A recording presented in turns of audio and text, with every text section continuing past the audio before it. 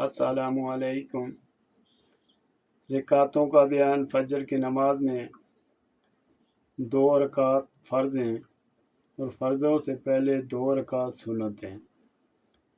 ज़ोहर के अंदर 4 फ़र्ज़ से पहले 4 और 2 रकातें फ़र्ज़ों के बाद सुन्नतें, और असर के सिर्फ 4 फ़र्ज़ हैं और मगरिब के 3 फ़र्ज़ हैं, और इनके बाद 2 सुन्नतें हैं।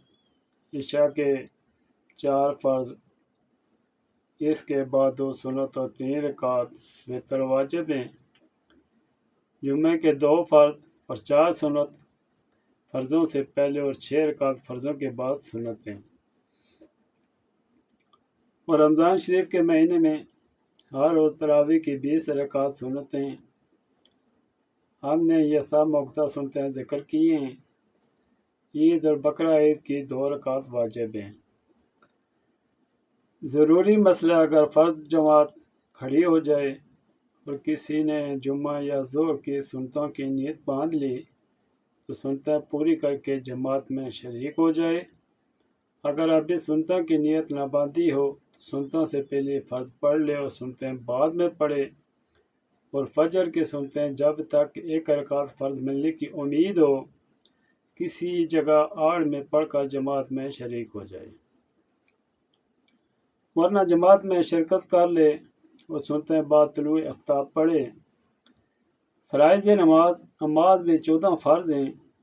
बदन पाक होना, कपड़ों का पाक होना, सतर यानी मर्दों को नाफ से घुटनों तक, औरतों को चेहरे, हथेलियों और कदमों के अलावा तमाम बदन का ढकना फ़र्ज़ है।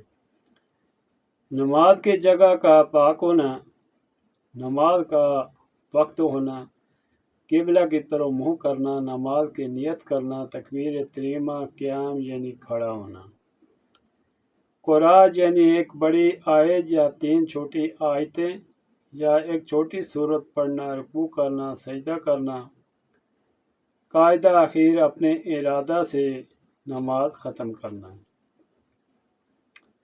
अगर इनमें से कोई चीज़ भी जानकर या भूल कर रह जाए तो नमाज ना होगी। वजबात नमाज, ज़हर की चीज़ें नमाज में वाजिब हैं। अलहम्द पढ़ना और इसके साथ कोई सूरत मिलाना, फ़र्ज़ों की पहली 2 रकातों में क़िराअत करना, रुकू करके सीधा खड़ा होना, 2 सजदों के दरमियान कम अज़ कम 1 दफ़ा सुबहानल्लाह कहने के बराबर बैठना, पहला कायदा करना, तहिय्यात पढ़ना, लफ्ज़ सलाम से नमाज ख़त्म करना, ज़ोहर व असर में इमाम को आस्ता क़िराअत पढ़ना, मगरिब व इशा की पहली 2 रकातों और फजर, जुम्मा, ईद और तरावी की सब रकातों में क़िराअत बुलंद आवाज़ के साथ, वितर में दुआए क़नूत पढ़ना, आदहीन में 6 तकबीरात गिनना। इन वजवात में से कोई वाजिब भूले से छूट जाए तो सजदा सहू करना वाजिब है, और अगर कसदन किसी वाजिब के छोड़ दे तो नमाज का दोबारा पढ़ना वाजिब है। मगरिब व इशा की 2 रकातों व फजर की दोनों रकातों में और इसी तरह तरावी में क़िराअत ऊँची आवाज़ के साथ पढ़ना इमाम के लिए वाजिब है। और तन्हा नमाज पढ़ने वाले को इख्तियार है, चाहे आस्ता पढ़े चाहे आवाज़ से। सजदा सहू का बयान।